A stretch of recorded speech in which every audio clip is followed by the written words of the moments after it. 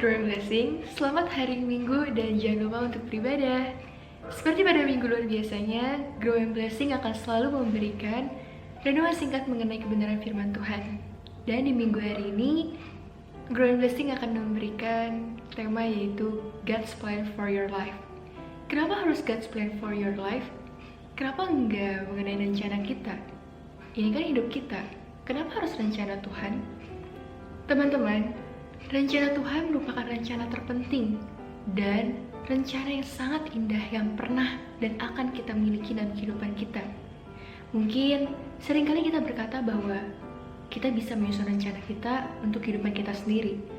Tapi teman-teman, perlu kita sadari juga bahwa Tuhan memiliki peran yang sangat penting, terkhususnya dalam membuat rencana kehidupan kita. Dan aku akan membagikan 5 poin mengenai God's Plan for Your Life pada minggu ini. Yang pertama adalah, rencana Tuhan tidaklah serumit yang kita pikirkan. Kenapa gak serumit yang kita pikirkan? Bukankah sering banget keluarga kita atau kakak-kakak rohani kita, teman-teman rohani kita sering mengatakan dan membicarakan mengenai rencana Tuhan dalam kehidupan kita. Dan gak jarang juga kita merasa bahwa serumit itukah rencana Tuhan dalam kehidupan kita? Sebenarnya rencana Tuhan tuh benar-benar simple banget. Dengan satu kata kunci, yaitu ketaatan.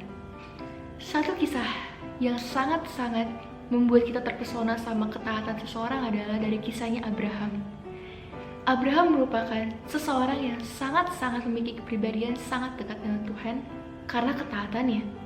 Dan Abraham juga merupakan salah satu sosok yang cukup sempurna untuk bisa kita bagikan karena ketaatannya. Ketika Abraham dipanggil sama Tuhan untuk mengorbankan atau memberikan anaknya, satu-satunya anaknya yang diinginkan selama ini untuk diberikan menjadi korban persembahan bagi Tuhan, Abraham gak pernah bertanya-tanya ke Tuhan, kenapa harus anak saya? Kenapa harus dia? Ini kan yang saya doakan. Tapi Abraham langsung mengambil sikap ketaatannya dengan membawa anaknya ke puncak gunung dan memberikannya kepada Tuhan. Karena kepercayaannya pada Tuhan, Abraham akhirnya diberikan pengganti untuk menjadi korban persembelihan, yaitu kambing domba. Dan yang kedua adalah ketika Abraham disuruh sama Tuhan untuk pergi dari kampung halamannya menuju sebuah tempat yang sama sekali dia nggak tahu. Dia pun nggak perlu bertanya-tanya sama Tuhan kemana, naik apa, sama siapa, terus bawa makanan apa aja, bawa pakaian apa aja. Tapi Abraham taat dan Abraham mau untuk melakukan apa yang Tuhan katakan. Karena kenapa? Kenapa bisa Abraham setaat itu sama Tuhan? Karena Abraham tahu dengan siapa dia berbicara, siapa yang menyuruh dia, dan dia mengenal pribadi Tuhan. Ketika kita taat dan mau untuk mengikut Tuhan, mengikut apa yang Tuhan katakan, percaya deh, kita bisa mengetahui rencana Tuhan lebih dekat. Memang kita gak akan pernah bisa tahu secara detail apa sih yang Tuhan inginkan, trik dan tipsnya secara tepat dan nyata. Tapi Tuhan akan selalu memberikan kisi-kisi untuk apa dan kemana kita akan melangkah. Dan yang poin kedua adalah rencana Tuhan itu ternyata bukan mengenai apa yang akan kita lakukan, tapi ini mengenai siapa kalian. Siapa kalian di mata Tuhan dan siapa identitas kalian sesungguhnya. Dan juga mungkin saat kita menghadapi masa-masa tersulit kita, contohnya di masa sekarang kan sudah masa dimana kita bakal memilih tempat kuliah kita akan memilih sekolah kita, mungkin tempat kerja kita, atau hal-hal apa harus kita persiapkan untuk new normal ini. Kita sering banget tanya sama Tuhan, apa yang harus saya lakukan Tuhan? Tapi ternyata Tuhan tuh gak berfokus kepada apa yang kita lakukan. Tuhan berfokus pada siapa kamu? Siapakah kamu yang akan melakukannya? Dan seperti Marta dan Maria yang sering kita dengar perumpamannya, Marta yang sibuk pelayanan sana sini. Tapi akhirnya apa? Tuhan lebih ingin Marta mengambil bagian seperti Maria yang duduk di bawah kaki Tuhan, mendengarkan apa sih yang Tuhan mau. Tuhan gak bilang loh melayani Tuhan itu salah, tapi Tuhan mau kita tuh mengerti apa dan kapan kita harus bertindak. Seperti dalam Alkitab dikatakan dalam Matius 22:36, ini seperti perumpamaan yang dikatakan oleh seorang pemimpin agama kepada Yesus. Katanya adalah, hukum manakah yang terutama dalam hukum Taurat? Atau kata lainnya, apa yang harus saya lakukan? Dan di ayat berikutnya Tuhan berkata, kasihilah Tuhan Allahmu dengan segenap hatimu dan dengan segenap jiwamu dan dengan segenap akal budimu. Ini adalah perintah yang pertama dan terutama. Yang kedua adalah yang sama pentingnya. Kasihilah sesamamu manusia seperti kamu mengasihi dirimu sendiri. Ketika kita mencoba mencari tahu apa yang harus kita lakukan, seperti apa yang harus kita lakukan, ternyata ada dua kata kunci yang Tuhan berikan. Yang pertama, kasihilah Tuhan Allahmu. Dan yang kedua, kasihilah sesamamu manusia. Dan teman-teman, mungkin kita akan berpikir bahwa ini terdengar hebat banget. Gak mungkin lah kita bisa tahu ternyata kuliah ini atau kerjaan ini akan membawa kita ke masa depan yang indah. Tapi ketika kita memang benar-benar percaya sama Tuhan, mengasihi Tuhan, dan benar-benar dekat sama Tuhan, mengambil bagian kita terbaik untuk mendengar suara Tuhan, percaya deh, kita akan semakin dekat satu langkah lagi untuk mengerti apa yang Tuhan mau. Dan ketika kita mengasihi teman-teman kita, duduk berkomunitas dengan teman-teman kita akan selalu dipakai Tuhan untuk mengingatkan dan membuka jalan kemana kita harus melangkah. Dan poin yang ketiga adalah bagaimana menemukan rencana Tuhan. Sangat sulit kedengarannya, benar-benar susah banget kedengarannya untuk bisa mendengar suara Tuhan, mengerti rencana Tuhan, tahu harus apa yang kita lakukan dalam kehidupan yang besar ini, dunia yang besar ini, begitu banyak pilihan. Satu jawaban, dekat dengan Roh Kudus. Satu perumpamaan yang aku suka banget dari Alkitab, yaitu ketika kita dalam sebuah perlombaan lari, pasti kita membutuhkan strategi dong. Kalau kita semakin cepat lari, kita akan semakin kelelahan dan gak bisa menyelesaikan pertandingannya. Kalau kita kelamaan, kita akan tertinggal. Dan irama yang kita butuhkan adalah irama yang sesuai dengan kebenaran firman Tuhan itu sendiri. Dan teman-teman, kita membutuhkan pertolongan, yaitu dari Roh Kudus. Dalam Alkitab ada lagi, Galatia 5 ayat 25 mengatakan bahwa kita harus hidup oleh Roh dan dipimpin oleh Roh. Jika kita mengikut Roh, itu artinya Roh Kudus yang akan menentukan kecepatan irama bagi kita. Dan kita gak bisa meninggalkan atau mendahului Roh Kudus, karena Roh Kudus yang akan selalu memimpin jalan kita. Dan ternyata ada 3 cara untuk memulai kita mendekatkan diri sama Roh Kudus. Karena ya Roh Kudus itu kan pribadi kan, kita gak bisa sembarangan deket sama anak orang gitu aja. Kita butuh namanya step by step. Dan poin pertama adalah carilah Tuhan melalui firman-Nya. Kamu ingin mendengar suara Tuhan? Bukalah Alkitabmu, sering-seringlah buka Alkitabmu, baca, renungkan, hafalkan, dan lakukan. Dengan sendirinya kamu akan auto ingat apa sih kira-kira langkah selanjutnya yang akan Roh Kudus berikan. Dan poin yang kedua, berdoalah secara teratur. Ya, membaca Alkitab memang benar-benar penting banget. Mengerti kebenaran firman Tuhan itu penting banget. Tapi membangun hubunganmu dengan berdoa dan satu dengan teratur, itu lebih penting teman-teman. Ini membicarakan hubunganmu dengan Tuhan. Gimana sih relasi yang kamu bangun dengan Tuhan? Sedekat apa sih kamu sama Tuhan sampai kamu bisa mengerti apa yang Tuhan mau dalam kehidupan kalian? Dan poin ketiga adalah tetaplah bersama dengan komunitas. Kayak tadi aku udah bilang, komunitas itu penting banget teman-teman. Teman-teman di sekeliling kita yang mengerti kebenaran firman Tuhan, yang mengerti dan mengetahui apa yang Tuhan inginkan, yang mengetahui dan memiliki iman yang sama-sama dengan kita, itu bisa menguatkan kita. Saat kita berada di tempat yang salah, mereka akan selalu mengingatkan kita. Saat kita berada di tempat yang sesat, mereka akan selalu menerangi langkah-langkah kita. Dan itu dipakai oleh Tuhan. Poin selanjutnya, poin keempat adalah 3 aturan tidak tertulis. Kadang dalam hidup ini kita selalu merencanakan dan merancangkan berbagai macam hal. Aku ingin ini, itu. Setiap pagi kita bangun tidur, gue punya rencana-rencana gue sendiri. Tapi ternyata ada 3 aturan tidak tertulis yang harus kita pahami. Ini ya contohnya kayak syarat dan ketentuan lah. Jadi kamu harus mengetahui kebijakan-kebijakan apa ya kalau emang di ujungnya tuh gak terjadi sesuai dengan apa yang kita inginkan. Poin yang pertama adalah rencanakan untuk memulai kembali. Kenapa memulai kembali? Kalau kita punya mimpi atau plan, pasti kan setiap orang yang membuat plan itu, contohnya udah membuat bisnis, kita harus bisa berpikir kalau terjadi resiko besar, plan apa yang akan kita buat, plan B, plan C, plan D, dan itu harus dipikirkan teman-teman. Tapi ingat, pikirkan bersama-sama dengan Tuhan, karena ketika kita memikirkan sendiri, ya kita nggak akan pernah tahu ujungnya tuh bakal kayak gimana. Dan yang kedua, rencanakan untuk mengatakan tidak. Nggak semua hal dalam dunia ini kita harus katakan iya. Kamu ditawarin ini? Iya. Tawarin ini? Iya. Tawarin ini? Iya. Tapi ya teman-teman, ada seni untuk berkomunikasi, seni untuk menerima segala sesuatu dan menolak sesuatu. Segala hal yang iya, segala hal kita iyakan, itu belum tentu tuh bersifat baik. Dan segala hal yang kita tolak, nggak selamanya bersifat tidak baik. Kita harus mengerti kapan kita mengatakan iya dan mengatakan tidak. Dan yang terakhir adalah rencanakan untuk menjadi kreatif. Kita selalu berpikir, kalau kita mau pergi cepat ke kampus, kita naik kendaraan. Kalau jalan kaki, itu kelamaan. Tapi kadang kita selalu berpikir bahwa hal-hal di dunia yang instan itu akan membuat kita semakin cepat dan maju.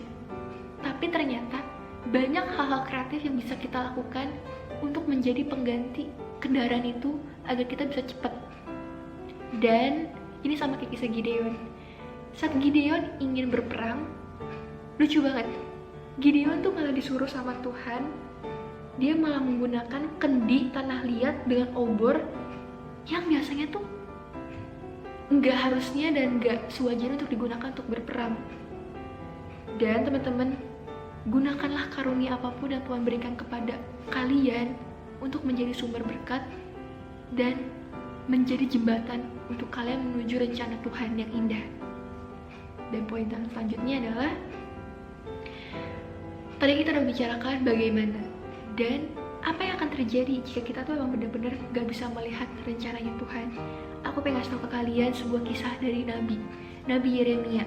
Ini keren banget, kalian boleh baca di Yeremia 29. Intinya di sana adalah apa yang Tuhan inginkan untuk Yeremia lakukan. Kisah ini menceritakan bahwa Tuhan ingin Yeremia tuh melakukan apa yang Tuhan inginkan terlebih dahulu. Baru setelah 70 tahun, Tuhan akan memperhatikan apa yang Yeremia inginkan. Oh my god teman-teman, 7 menit 7 jam aja kita mungkin bakal lelah banget untuk menunggu teman kita yang kalau misalkan diajak jalan tuh lama banget, ngaret ya minta ampun. Gimana kalau misalkan kebenarannya adalah Tuhan bakal memperhatikan kalian dalam waktu 70 tahun lagi? Sesuatu yang mustahil banget. Kita mungkin akan mengolok-olokkan Tuhan, akan marah sama Tuhan. Tuhan, 70 tahun, mau gue tua dulu baru gue bisa mendapatkan apa yang gue inginkan. Itulah kebenarannya teman-teman. Gak semua hal yang kita inginkan dalam dunia itu cepet dan mudah dan menyenangkan. Hidup tuh gak kayak mie instan. Mie instan yang dimasak, yang katanya instan, itu enak dimakan. Tapi ternyata mie instan pun harus kita masak. Kita masak airnya, kita siapin bumbunya, nungguin mie-nya. Dan kalau kita makan keseringan, yang instan-instan itu kan gak baik. Bikin apa? Usus kita jadi usus buntu, bikin penyakit. Itulah sama kayak kebenaran firman Tuhan. Kebenaran ketika emang kita tuh belum bisa melihat rencana Tuhan. Dan ada 3 poin lagi nih yang teman-teman harus tahu kalau kita gak bisa melihat rencana Tuhan. Yang pertama, rencana yang baik membutuhkan waktu. Seorang pembisnis lagi, saat dia ingin membangun bisnisnya, gak mungkin teman-teman dalam waktu 3 hari dia bisa menciptakan bisnis yang bagus. Butuh waktu tahun-tahun, berbulan-bulan, berabad-abad mungkin. Dengan dia memplanning sasaran, tujuan, dan hal apa harus dia lakukan dan dia dapatkan nanti. Apa yang harus dia kembangkan, kalau dia dapat resiko besar, apa yang harus dia bangun kembali. Sama kayak rencana Tuhan. Rencana yang baik membutuhkan waktu. Tuhan memperhatikan Yeremia 70 tahun lagi setelah Yeremia melakukan apa yang Tuhan mau. 70 tahun waktu yang lama teman-teman. Tapi kita percaya sama Tuhan ketika dia membuat janji sama kita. Tuhan bukanlah pribadi yang ingkar janji. Dia tuh gak mungkin, gue janji sama lu dan dia ingkarin gitu aja. Dia akan selalu menepati janjinya sama kita saat kita mau percaya sama dia. Dan poin yang kedua, musim menunggu bukanlah musim yang sia-sia. Kita disuruh nunggu 2 menit aja, 2 jam aja. Aduh lama banget. nonton video renungan 10 menit, aduh lama banget. Teman-teman, kita mendapatkan hal yang baik, butuh waktu untuk memprosesnya, butuh waktu untuk kita bisa mendapatkan perjuangan kita. Proses gak akan pernah mengkhianati hasilnya. Kita menunggu dalam Tuhan, itu bukan waktu yang sia-sia kita buangkan begitu aja. Inilah waktu-waktu terbaik kita untuk kita benar-benar bisa melihat prosesnya, step by stepnya, untuk mengerti dan mengenal apa yang Tuhan inginkan dalam kehidupan kita. Dan poin yang selanjutnya adalah rencananya itu selalu baik. Tuhan selalu mendatangkan rencana yang damai sejahtera, rencana yang baik, sukacita, dan penuh pengharapan. Gak pernah Tuhan tuh selalu memberikan kita, ya gue bakal memberikan lu rencana-rencana yang menyedihkan, yang bikin lu jadi merasa duka cita dan merasa terpuruk seumur hidup itu. Gak pernah, teman-teman. Dia selalu memberikan bahwa segala yang Tuhan pikirkan tentang kita adalah pikiran-pikiran yang luar biasa. Tuhan selalu berada 1 step, bahkan 1000 step di depan kita. Dia hidup 1000 tahun yang lalu, 2000 tahun yang lalu sebelum kita lahir. Dan itulah kebenarannya. Tuhan telah mati di kayu salib 2000 tahun yang lalu buat kita. Dan Dia sudah mengetahui dunia ini tuh seperti apa dan baik itu seperti apa buat kita. Poin yang terakhir adalah jangan pernah biarkan ketakutan menghentikan langkah kita. Saat kita takut dan ngerasa bahwa Tuhan tuh gak ada di samping kita gak bisa mengerti apa yang Tuhan mau dalam kehidupan kita, rencana Tuhan gak terlihat, kita ngerasa ya udah Tuhan, aku udah gak bisa apa-apa dalam dunia ini, aku ngapain ya, aku bingung. Ketakutan dan kelemahan adalah siasat iblis dalam mempengaruhi pikiran kita. Kita percaya Tuhan ada di samping kita percaya Tuhan selalu ada dan menjaga kita dalam setiap langkah, bahkan di saat kita tertidur Dia berjaga-jaga. Pribadi mana lagi yang akan menjaga kalian di saat kalian tertidur? Bahkan mungkin orang tua kita pun tertidur lebih lelap di saat kita belum tertidur bahkan. Dan sama seperti kisah Yosua dan Musa, ketika Musa meninggal, yang akan memimpin bangsa itu untuk pergi siapa? Gak ada lagi selain Yosua. Dan Tuhan pun tahu Yosua takut, dan akhirnya dibilang di kitab Yosua, Tuhan memberi perintah kepada Yosua, dan Dia mengatakan dalam 3 kesempatan yang berbeda, kuatkan dan teguhkanlah hatimu. Tuhan tahu Yosua memiliki tugas yang sangat besar, dan Tuhan tuh tahu Yosua mungkin akan ketakutan dalam menghadapi resiko itu. Biasanya dia jadi wakil, sekarang gue jadi ketua. Yang biasanya gue jadi wakil, ya biasanya kalau gue ngelakuin kesalahan pun ada ketua gue yang akan memimpin gue gitu kan. Tapi sekarang ketua gue bener-bener gak ada tuh, bukannya sakit atau izin, tapi bener-bener gak ada gitu. Siapa lagi yang bisa diandelin kalau bukan gue, kalau bukan kalian, kamu dan aku. Kalau ketakutan melebihi segalanya teman-teman, kita gak akan pernah bisa melihat rancangan dan rencana Tuhan, list Tuhan yang begitu sempurna sampai garis akhir. Kadang kita tuh selalu mikir, goals gue, list gue tahun 2020 gue akan kurus, tapi tengah jalan makan banyak, olahraga pun gak pernah, malas-malasan, dan itu biasa tuh gagal tengah-tengah jalan. Belum juga nyampe bulan ketiga udah gagal, udah males, ganti lagi listnya, ganti lagi resolusinya dalam kehidupan ini. Bukan itu yang Tuhan mau. Tuhan mau kita percayakan seluruh pada Tuhan, ikut campur tangan dalam rencangan dan rencana yang Tuhan buat, dan sampai goalsnya Tuhan itu terjadi dalam kehidupan kita. Dan pada akhirnya kita harus ketahui teman-teman, bahwa Tuhan tuh selalu memperhatikan dan mengasihi kita lebih daripada apa yang kita pahami. Mungkin kita kadang mikir, yaudah Tuhan tuh sayang kita. Sayangnya Tuhan itu berbeda sama apa yang kita pikirkan. Sayangnya Tuhan itu 1000 kali, 2000 kali, 3000, 4000, 5000, berjuta-juta kali lebih sayang daripada apa yang kita pikirkan tentang sayangnya kita ke Tuhan. Cinta Tuhan tuh benar-benar luar biasa teman-teman. Gak pernah ada satu pribadi pun yang rela memberikan nyawanya di kayu salib buat menebus atau menyelamatkan nyawa seseorang dari ribuan orang. Gak akan pernah ada teman-teman. Cuma Tuhan satu-satunya orang yang rela memberikan dan menyerahkan hidupnya seutuhnya buat kita. Tuhan pun pernah takut kok. Tuhan pernah takut ketika Dia berdoa yang sebelum Tuhan itu ditangkap. Tuhan pun berdoa dan Tuhan pun merasa ketakutan. Dan yang aku baca adalah, yang aku tahu di Alkitab pun pernah dikatakan bahwa intinya biarlah cawan ini lalu daripadaku, yang artinya adalah kalau emang Tuhan kayak Bapak bersedia aku yang layak untuk melakukan pekerjaan dan pelayanan ini untuk menebus dosa manusia, aku siap. Tapi jika tidak, lalukanlah cawan ini padaku, berikanlah kepada yang lain. Tapi semua kehendak mulut Tuhan yang terjadi. Saat Tuhan takut, Tuhan berdoa, Tuhan menangis, Tuhan pun takut gitu loh. Siapa sih yang gak takut? Tuhan kan manusia juga, 100% manusia sama seperti kita. Namun berbedanya adalah Tuhan tidak pernah berbuat dosa, dan dia selalu mengutamakan apa yang Bapa katakan kepada dia. Dan sampai akhirnya saat Tuhan pun di kayu salib, Tuhan pun mengatakan bahwa ya Bapa, ampunilah mereka, mereka tidak tahu apa yang mereka lakukan. Kita gak pernah tahu teman-teman apa yang pernah kita lakukan dalam kehidupan ini. Tuhan buat rancangan skenario kehidupan kita begitu baik dan indah, tapi kadang kita menyanyiakan kehidupan ini. Hidup terlalu indah teman-teman buat kita sia-siakan begitu aja. Hidup terlalu singkat buat kita gunakan dalam kehidupan kita ini buat senang-senang kita gitu aja. Apa yang udah selama ini kita lakukan dalam kehidupan kita, apakah menyenangkan Tuhan, atau semua berpusat dalam kehidupan kita sendiri-sendiri? Teruslah bertumbuh dalam Tuhan dan jadilah berkat. Happy Sunday and Jesus bless us.